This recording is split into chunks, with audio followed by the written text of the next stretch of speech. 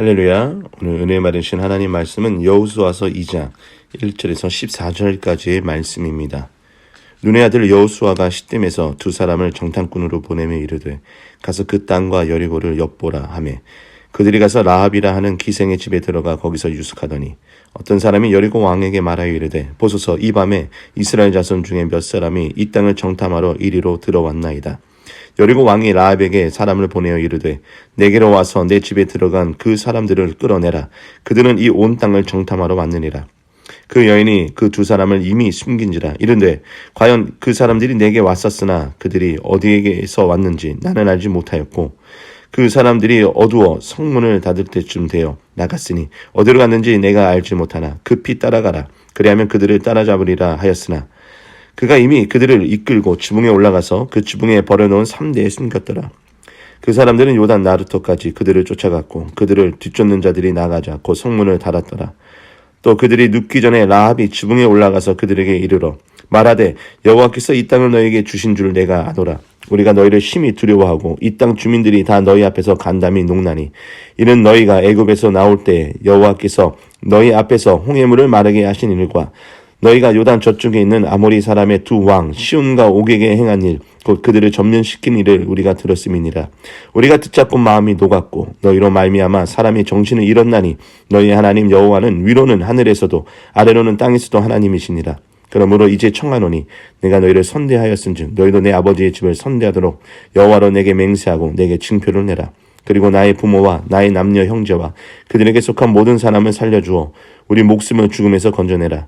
그 사람들이 그에게 이르되 내가 우리의 이 일을 누설하지 아니하면 우리의 목숨으로 너희를 대신할 것이요 우리에게 여호와께서 우리에게 이 땅을 주실 때에는 인자하고 진실하게 너를 대우하리라. 아멘. 여호수아서 2장의 1절부터 14절까지의 말씀을 오늘 나누고자 합니다. 여호수아서는 이스라엘 백성들이 약속의 땅, 곧 가나안 땅에 정착하는 이야기를 담고 있죠. 그러나 이것이 정착이 어떻게 보면 정복으로 묘사가 많이 되는 부분들이 있습니다.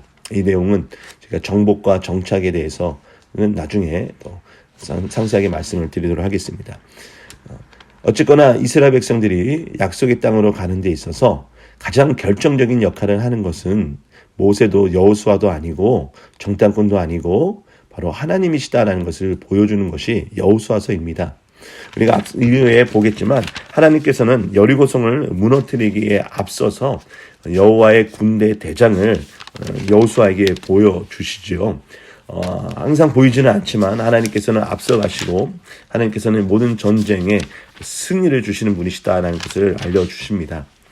이스라엘 백성들이 행렬을 할 때 가장 앞에 섰던 것이 바로 언약궤죠. 바로 하나님의 행진, 하나님의 군대의 행진을 보여주는 것입니다. 이스라엘 백성들이 그렇게 광야에서부터 그리고 그들이 이 가나안 땅 북쪽, 아니 동쪽 요단강을 중심으로 하는 북쪽, 동쪽까지 이렇게 아래에서부터 올라오죠.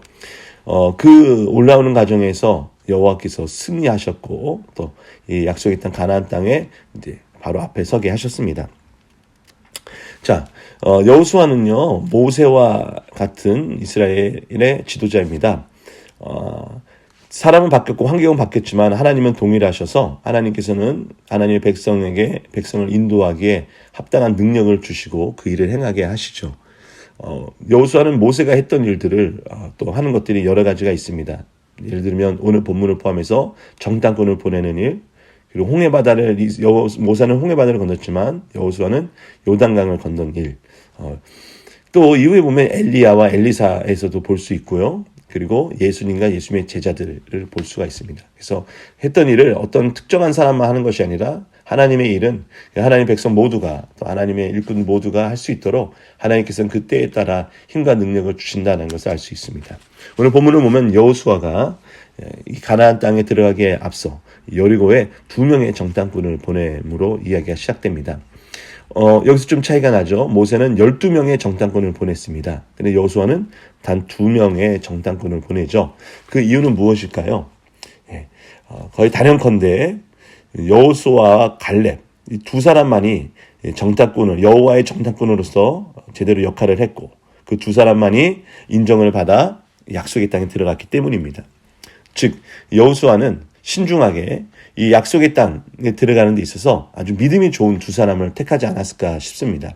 여호수아와 갈렙과 같은 그런 믿음, 하나님이 우리에게 이 땅을 주신다라는 분명한 믿음을 가진 두 명의 정탐꾼을 발탁하여 이 여리고에 보낸 것 같습니다.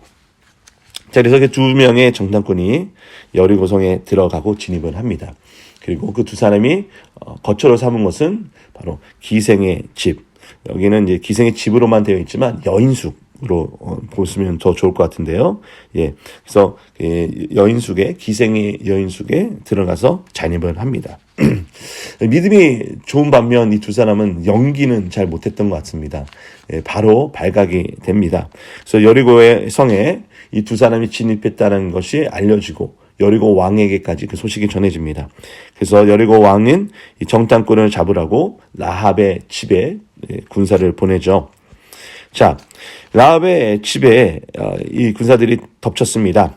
예, 너희들이 숨긴 거 다 안다. 그러니까 당장 그 두 사람을 내놔라 라고 얘기를 하죠. 자, 여기서 뜻밖의 이 기생의 집에 이 기생인 라합이라는 여인이 엄청난 역할을 합니다. 이 두 명의 정탐꾼보다도 어떻게 보면 여기서 이 라합이라는 이방 여인, 이것도 당시에 어떻게 보면 천한 또 여성인 것도 사실은 사회적으로 약자인데 또 게다가 기생이었으니 얼마나 사람들이 엿잡아 봤겠습니까? 그런데 그 여인이 이 정탐꾼 두 명을 살려주고 또 그들의 생명을 보호해주는 역할을 하게 됩니다.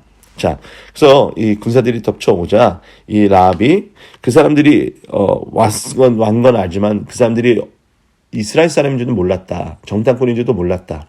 그리고 그 사람들이 이 해가 지기 전에 저 성문이 닫히기 직전에 나갔으니 지금 빨리 쫓아가면 잡을 수 있지 않을까 합니다. 하고 거짓 정보를 흘리죠. 아마도 이 여호수아의 두 명의 정탐꾼에 비해 정탐꾼은 연기를 전혀 못한 반면 이 라합은 매우 유두리 있게 아마 능하게 연기를 해서 그 군사들을 다 속인 것 같습니다. 사실 이 라합은요, 두 명의 정탐꾼을 자신의 지붕 위에 이 3대를 말려놓기 위해 널어놨는데 거기 안에다가 두 사람을 이렇게 숨겨놨습니다. 참 기치가 대단하죠. 자, 그런데 우리가 이제서부터 이 라합이라는 여인이 왜 이렇게 했는지, 매우 자기 목을 내놔야 하는 이런 일을 해야 했는지에 대해서 우리가 좀 알고자 하는 것이죠. 자, 라합이 지붕에 올라가서 그 두 사람에게 이제 다 그들이 갔습니다 라고 말을 합니다. 그러면서 라합의 신앙 고백이 시작이 됩니다. 자, 9절 말씀을 보면요, 말하되 여호와께서 이 땅을 너희에게 주신 줄 내가 아노라. 우리가 너희를 심히 두려워하고 이 땅 주민들이 다 너희 앞에서 간담이 녹나니. 10절, 이는 너희가 애굽에서 나올 때 여호와께서 너희 앞에서 홍해물을 마르게 하시니과 너희가 요단 저쪽에 있는 아모니 사람의 두 왕 시온과 옥에게 행한 일, 곧 그들을 전멸시킨 일을 우리가 들었음이니라. 놀라운 신앙 고백이 아닐 수가 없습니다. 여러분, 이스라엘 백성들도 믿음이 없어서 두려워하고 염려하고 있지 않았습니까? 그런데 오히려 저 이방 여인이 그 여리고 성이라는 당대 가장 강력하고 가장 견고한 그 성의 주민인, 그것도 거기서 가장 약한 여인의 입에서 이런 놀라운 신앙 고백이 나오는 겁니다. 우리는 보통 해외에 나가면 애국자가 된다고 하죠. 저도 어렸을 때는 몰랐어요. 그냥 왜 나라가 이러냐, 교육 정책은 왜 이러냐, 뭐 이런 불평불만이 많았다가 말레이시아를 처음으로 이제 해외에 말레이시아를 처음으로 갔었을 때 제가 우리나라가 대한민국이 참 잘 사는 나라구나라는 걸 그제서야 알았어요. 근데 우리가 복에 겨웠구나, 감사하지 못했구나라는 것을 깨달으면서 그때부터는 대한민국에 대한 자신감도 또 자랑하는 참 감사한 마음이 생겼습니다. 제가 일본에 온 지 이제 얼마 되지 않았지만 저는 일본이 이제 전 세계적인 선진국, 경제 대국으로 알려져 있지 않습니까?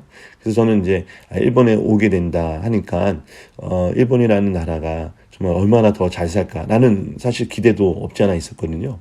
근데 와서 보니까 생각보다는 한국이라는 나라가 더 자부심이 느껴지는 일들이 좀 몇 번 있었습니다.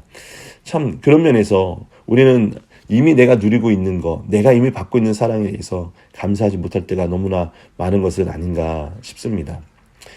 사실 우리가 하나님의 백성이 됐다는 것보다 정말 자랑스러워할 것은 없습니다. 천사들도 흠모한다라고 말했습니다. 그리고 원수마귀 사탄이 가장 시기하는 게 바로 하나님의 백성이죠. 원수마귀가 시기하는 건 하나님의 백성입니다. 내가 하나님의 백성이 타락해서 하나님을 떠나면 더 이상 시기 대상도 되지 않아요. 유혹의 대상도 되지 않는 겁니다. 그러니까 하나님의 백성이니까 원수마귀의 시기 때문에 우리가 시험 당하고 그러는 것이죠. 그것은 시험 당한다는 건 어떻게 보면 하나님이 정말 사랑하시는 백성이다라는 어떤 하나의 반증이 될 수도 있습니다.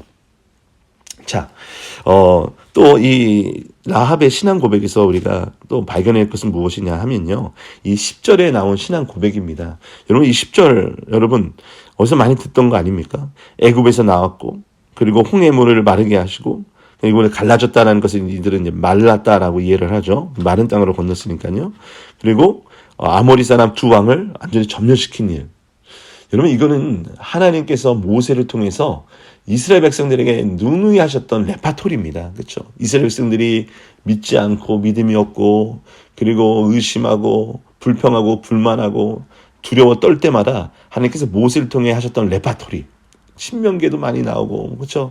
이렇게 레기 민수기 어디 가도 항상 하나님 하셨던 말씀이 바로 이 말씀 아닙니까? 근데 이 말이 지금 이스라엘 백성들 입에서 나오는 게 아니라 바로 이방 여인, 이스라엘 백성들이 전멸시키고 그리고 접목할 대상인 그 이방의 그 희생의 입에서 이런 말이 나왔다는 것은 정말 하나님께서 이미 앞서가셔서 하나님의 그 승리와 하나님의 영광 위에 이미 일하고 계신다는 것을 알 수가 있습니다. 즉, 이 두 사람의 정탐꾼이 가서 한 일은 무엇이냐? 하나님께서 이미 이스라엘 백성들을 위해서 이스라엘의 승리를 위해서 일하고 계신다는 것을 발견하고 확인한 것입니다.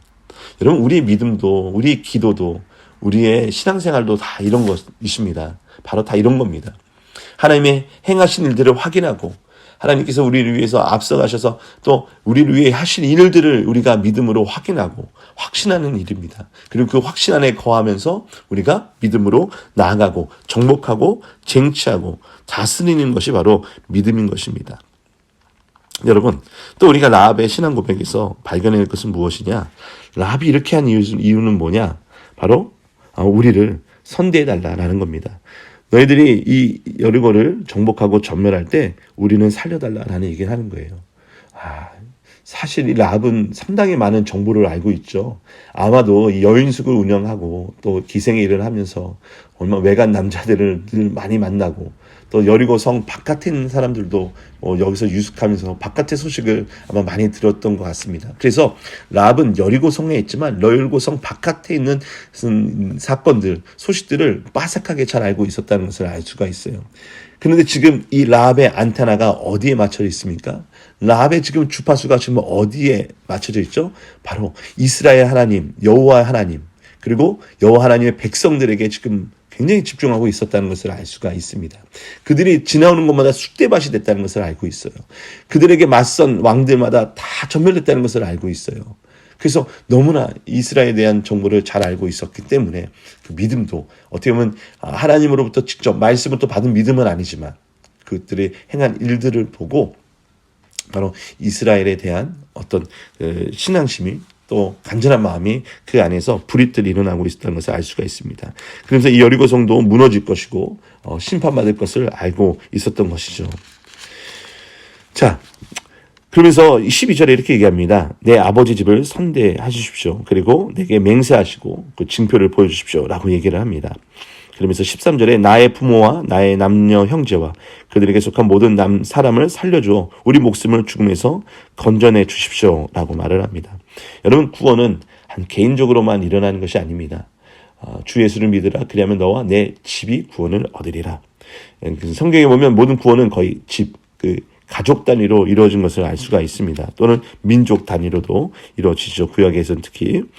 이 라합은 자신뿐만 아니라 자신의 가족을, 자신의 집안을 살려달고 구원해달라고 간절히 부탁을 하죠. 자, 그럼으로써 이 라합은요, 정탐꾼, 이스라엘의 두 정탐꾼을 살려준 것뿐만 아니라 그것으로 인하여 자기 집안이 살림을 받는 이런 놀라운 일을 경험하게 됩니다. 여러분, 이 라합의 믿음이 얼마나 대단한지 하나님은 너무나 기뻐하셨어요. 하나님께서는 이 라합과 같은 여인을 너무나 귀하게 여기십니다. 그러니까 이 성경에 기록되어 있지 않았겠습니까?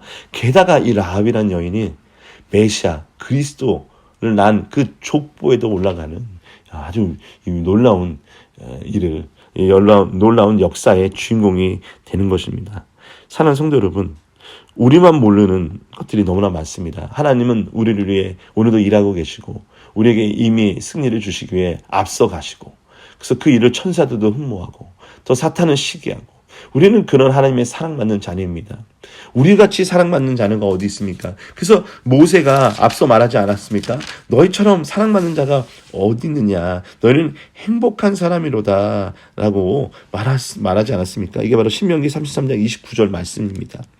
이스라엘만 모르는 그 하나님의 사랑, 하나님의 능력, 우리도 그런 상황이 있지 않습니까? 사랑하는 성도 여러분, 오늘 우리가 이 믿음을 갖고 하루를 살아가기 원합니다.